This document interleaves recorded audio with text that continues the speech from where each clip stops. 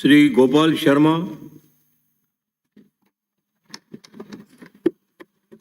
माननीय सभापति महोदय, वर्ष 2023-24 की बजट चर्चा में आपने मुझे विचार रखने का अवसर दिया, आपका बहुत बहुत आभार। माननीय मुख्यमंत्री जी ने 10 फरवरी को 15वीं विधानसभा में 5वां बजट पेश किया। पिछले 4 बजट का हर्ष देखकर एक शेर याद आता है, तेरी मजबूरियां दुरुस्त होगी मगर तूने वादा किया था या तो कर, पुराने वादे भूलते चलो नए वादे करते चलो। ऐसा इस बजट में हुआ। ये खेल अब जनता समझ चुकी है। मैं अधिक विस्तार से नहीं जानना चाहता हूं, लेकिन गरीबी हटाओ से लेकर 10 दिन की कर्ज माफी तक के नारे व वादे थोथे और झूठे साबित हुए हैं। प्रदेश की जनता 2018 में लुभाऊ ने घोषणा के झांसे में आकर आपके सरकार में आ गए।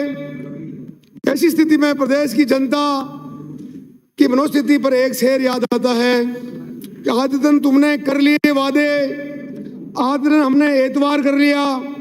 कभी 100 दिन में महंगाई कम करने के नाम पर, तो कभी 10 दिन की कर्ज माफी के नाम पर भोले भाले मतदाता को आप लोगों ने चला गया। और जनता अब जान चुकी है आपकी असलियत। जो पार्टी केंद्र सहित देश के कई प्रदेशों में राज करती थी, आज चंद प्रदेशों में इनके कारनामों से कुछ ही प्रदेशों में सिमट चुकी है।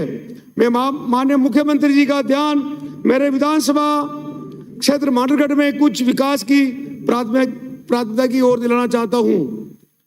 मांडरगढ़ एक प्राचीन और ऐतिहासिक नगरी है। यहाँ पर प्राचीन किला स्थित है। इस ऐतिहासिक किले में महाराणा सांगा की समाधि स्थल बना हुआ है। यहाँ पर प्राचीन महल, ऐतिहासिक सागर सागरी, चार भुजानाथ का मंदिर, विश्वोत माता का मंदिर, जैन मंदिर, मदीना मस्जिद आदि विश्वविख्यात दर्शनीय स्थल है। इस किले की तलहटी में एक शुरू में चालेश्वर सरोवर विद्यमान है। मुख्यमंत्री जी, मैं आपसे कहना चाहता हूं कि मेरे मांडलगढ़ एक बहुत बढ़िया आप घोषणा करें इस बजट में पर्यटन की दृष्टि से, तो बहुत ही बढ़िया यहाँ पर्यटन का विस्तार होगा और इससे आम जन को रोजगार के अवसर भी उपलब्ध होंगे।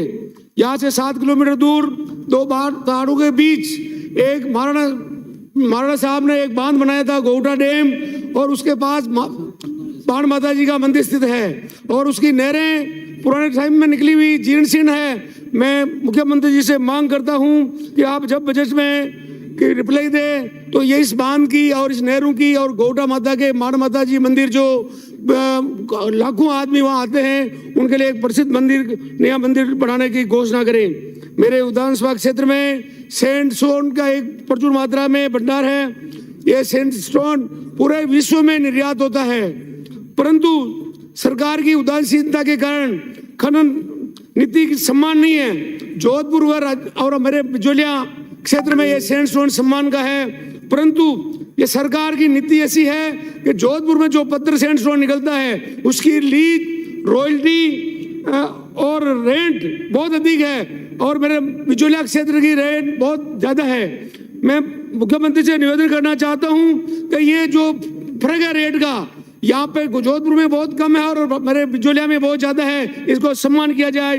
तथा मेरे यहाँ पे आवंटन निधि में भी भेदभाव है। मेरे क्षेत्र में खनिज नीति में राजस्व रिकॉर्ड में भूमि की किस्म सिंचित में दर्ज है, केवल दर्ज ही है। मौके पे देखे तो वो जंगल टाइप की है, वहां पे कोई खेती नहीं होती है, परंतु उसमें काउंटर नहीं हो सकता। मैं मुख्यमंत्री जी से मांग करता हूं, जब आप 16 फरवरी को जवाब दे तब मेरी इस मांग की घोषणा करें, जिससे खनिज नीति में चेंज होकर मेरे यहाँ के आम आदमी, आप किसान आदमी को ज्यादा से ज्यादा इस सैंडस्टोन का लाभ मिल सके। मेरे बिजोलिया शहर और बिगोद एक बहुत बड़ा कस्बा है और मैं मुख्यमंत्री जी से मांग करता हूं कि यहाँ पे ये नगर पालिका बनाने के सभी मापदंड पूरे करते हैं।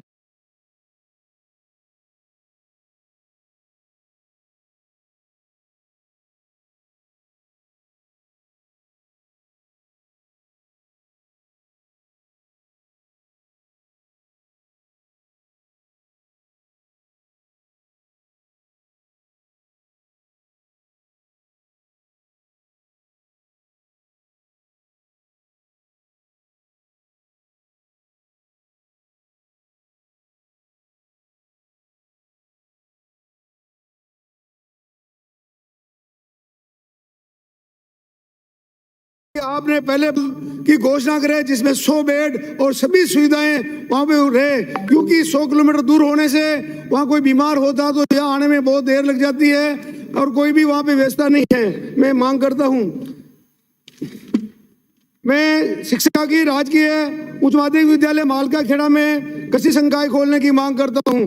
मैं मेरे राजकीय उच्च माध्यमिक विद्यालय किशनगढ़ तहसील कोटली में आर संकाय खोलने की मैं घोषणा करता हूं, मांग करता हूं।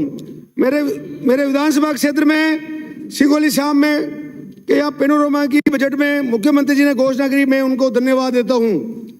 परंतु सिंगोली श्याम का मंदिर देवस्थान विभाग के अंदर आता है, वहां पे मंदिर बहुत पुराना हो चुका है।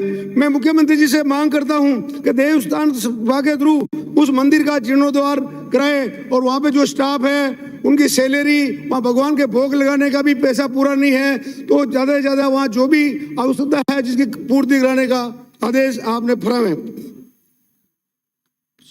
मेरे विधानसभा क्षेत्र में एक त्रिवेणी संगम है जहाँ पर साक्षात 3 नदियों का संगम होता है, वो हमारा क्षेत्र का हरिद्वार है।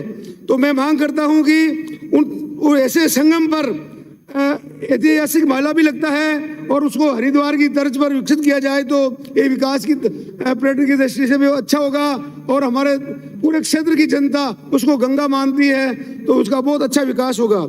मेरे विधानसभा क्षेत्र मांडलगढ़ में देवनारायण आवासीय विद्यालय खोलने की मैं मांग करता हूँ। मेरे विधानसभा क्षेत्र में 2 महाविद्यालय है, परंतु मेरे मांडलगढ़ शिवचरण माथुर राजकीय महाविद्यालय है, उसमें 1300 बच्ची छात्र छात्राएं पढ़ती है, परंतु दुर्भाग्य है कि उसमें 25 पद स्वीकृत है। 25 पद स्वीकृत होने के बाद केवल 4 प्रोफेसर है, 1382 बच्चों पर 4, तो ये सोचने की बात है। बिजोला भी महाविद्यालय है, वहाँ भी प्रोफेसर पूरे नहीं है। मैं मांग करता हूँ कि जल्दी से जल्दी सभापति महोदय आपसे मंत्री जी वहाँ पे स्टाफ पूरा लगाने का घोषणा करें। मेरे क्षेत्र में कृषि की दृष्टि से संतरा, अनार, अमरूद, पपीता की बम्पर पैदावार होती है तथा सबसे ज्यादा मेरे क्षेत्र में पॉली हाउस है। मैं मांग करता हूं कि हमारे यहाँ कॉलेज में छात्रों को इस शिक्षा के लिए कृषि संकाय की घोषणा करें तो ज्यादा से ज्यादा मेरे क्षेत्र में आम आदमी को लाभ मिलेगा। मैं मांडलगढ़ में एडीजी कोर्ट खोलने की मांग करता हूं तथा मांडलगढ़ में परिवहन कार्यालय भी खोलने की मांग करता हूं तथा मैं एक्सीडेंट कार्यालय बिजली विभाग के खोलने की मांग करता हूं। मैं मांडलगढ़ शहर मेरा पुराना शहर है, वहाँ गंदगी बहुत रहती है। मैं वहाँ पे शहर के अंदर सीवरेज की मांग करता हूँ जिससे पूरा क्षेत्र का गंदा पानी वहाँ के इस जलेश्वर तालाब में जाता है और गर्मी के दिनों में बहुत बदबू मारता है, वहाँ रहने वाले बहुत तकलीफ में रहते हैं। तो मैं माननीय सभापति महोदय आपके मार्फत मुख्यमंत्री जी से मांग करता हूँ 2 मिनट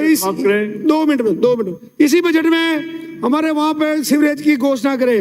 मैं मेरे क्षेत्र की बहुत बड़ी समस्या है, मैं आपके मार्फत से कहना चाहता हूँ कि मेरे 5 किलोमीटर में 2 टोल है।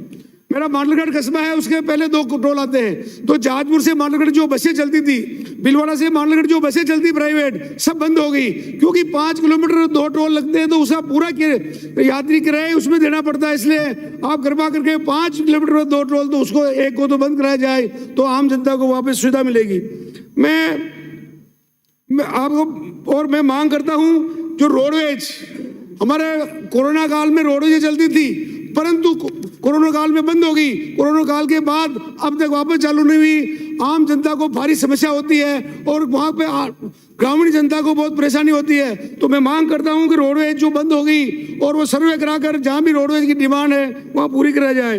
मैं आपको मेरे अस्पतालों की दुर्दशा के बाद बताना चाहता हूँ। मेरे मांडलगढ़ में हॉस्पिटल है परंतु डॉक्टर नहीं है और डॉक्टर नहीं होने से वहाँ पर हर आम आदमी को भिलवाड़ा 60 किलोमीटर दूर इलाज करने लिए जाना पड़ता है। आप एक तरफ तो आप चिरंजीवी में घोषणा करते हैं और बेजे थपथपाते हैं परंतु वहाँ पे हकीकत में मेरे क्षेत्र में देखा जाए तो वहाँ पे कोई भी आदमी इलाज कराने के लिए जाता तो डॉक्टर नहीं, अगर कोई डॉक्टर है तो वो कुछ जांचें लिखता है तो जांच करने वाला नहीं है और वहाँ पे जो एक्सरे मशीन है वहाँ खराब पड़ी है, कोई सुनने वाला नहीं है। बहुत ही गंभीर समस्या है। मैं मांग करता हूँ कि तुरंत से डॉक्टर लगाया जाए और वहाँ पे जो टेक्नीशियन है उनको लगाया जाए। मेरे बिगोद कस्बा है, बहुत मुख्यमंत्री जी अभी खेल तब पधारे थे, वहाँ पे घोषणा की थी वहां पे सीएससी मॉडल, सीएससी की घोषणा आपने पहले बजट में की थी, परंतु अब तक वहां पे कुछ भी नहीं हुआ, कोई निर्माण कार्य भी नहीं चला है। तो मैं मांग करता हूं कि मेरे विरोध में सीएससी के तुरंत काम चालू कराया जाए और पूरे क्षेत्र में आप जो भी मेरे डिमांड है उनको पूरा किया जाए। आपने मुझे बोलने का समय दिया, उसके लिए आपका बहुत बहुत आभार।